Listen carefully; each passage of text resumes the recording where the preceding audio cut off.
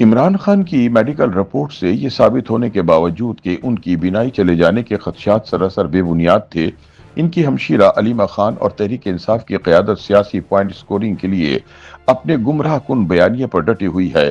اس لیے P T I کی قیادت بھی اس معاملے پر تقسیم دکھائی دیتی ہے، لیکن حکومت بھی دباؤ میں آ کر پیچھے ہٹنے کو تیار نہیں اور نہ ہی عمران خان کو غیر معمولی ریلیف دینے کے موڈ میں نظر آتی ہے، جس سے سیاسی کشیدگی مزید بڑھ گئی ہے۔ اگلے روز وفاقی وزیر داخلہ محسن نقوی نے لاہور میں پریس کانفرنس کرتے ہوئے الزام عائد کیا کہ عمران خان کی بیماری کے نام پر جھوٹا پروپیگنڈا کیا جا رہا ہے۔ ان کا کہنا تھا کہ سیاسی پوائنٹ سکورنگ کے لیے خان کی آنکھ سے متعلق خدشات کو بڑھا چڑھا کر پیش کیا گیا، حالانکہ حکومت نے علاج کے لیے تمام آئینی اور قانونی تقاضے پورے کیے ہیں۔ انہوں نے کہا کہ کسی بھی قیدی کو علاج کی سہولت دینا ریاست کی ذمہ داری ہے اور اسی اصول کے تحت عمران خان کا علاج کرایا جا رہا ہے۔ وزیر داخلہ کے مطابق حکومت نے پی ٹی آئی قیادت کو خان کی آنکھ کے معاملے پر مسلسل آن بورڈ رکھا اور ماہر ڈاکٹرز پر مبنی ایک میڈیکل بورڈ سے ان کا علاج کروایا۔ تاہم علیمہ خان نے عمران خان کو ایک ہفتے کے لیے اسپتال منتقل کرنے کی شرط رکھ دی، جو قانونی تقاضوں کے مطابق ممکن نہیں تھی۔ ان کا کہنا تھا کہ اگر ڈاکٹرز عمران کو اسپتال بھیجنے کا مشورہ دیتے تو حکومت انہیں ایک نہیں بلکہ 2 ہفتے تک بھی اسپتال میں رکھنے کو تیار تھی۔ انہوں نے دعویٰ کیا کہ علیمہ خان سیاسی پوائنٹ سکورنگ کے لیے اس مسئلے کو لٹکا رہی ہیں، حالانکہ عمران خان کی آنکھ کا علاج تسلی بخش طریقے سے جاری ہے۔ محسن نقوی کے مطابق عمران خان کا معائنہ ماہر امراض چشم پر مشتمل میڈیکل بورڈ نے 15 فروری 2026 کو کیا۔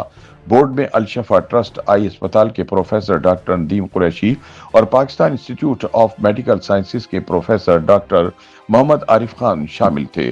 وزیر داخلہ کا کہنا تھا کہ اپوزیشن لیڈرز اور پی ٹی آئی کے نامزد ڈاکٹروں کو بھی بریفنگ دی گئی اور ان کے ڈاکٹروں نے علاج پر اطمینان کا اظہار کیا، حتیٰ کہ یہ بھی کہا کہ اگر وہ خود علاج کرتے تو طریقہ کار یہی ہوتا۔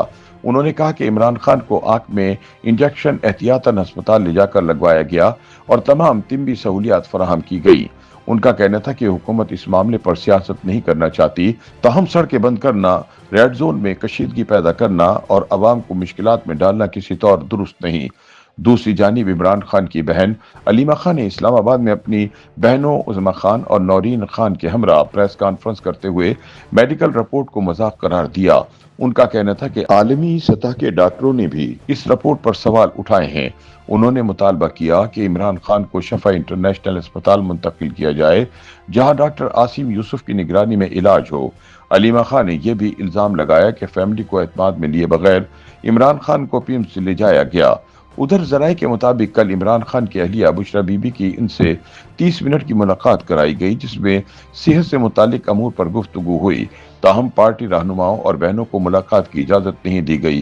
یاد رہے کہ چند روز قبل سپریم کورٹ کے حکم پر وکیل سلمان صفدر کی ملاقات بھی کرائی گئی تھی، جس کی رپورٹ عدالت میں جمع ہو چکی ہے۔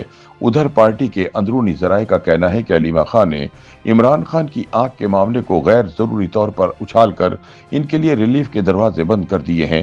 بعض پارٹی رہنماؤں نے اس معاملے پر جارحانہ احتجاجی حکمت عملی اختیار کرنے پر بھی تحفظات کا اظہار کیا ہے، کیونکہ اس سے فائدے کی بجائے نقصان ہو رہا ہے۔ اطلاعات کے مطابق دھرنوں اور احتجاج کے آپشن پر بھی قیادت میں مکمل اتفاق رائے نہیں، جس سے اندرونی تقسیم نمایاں ہو رہی ہے۔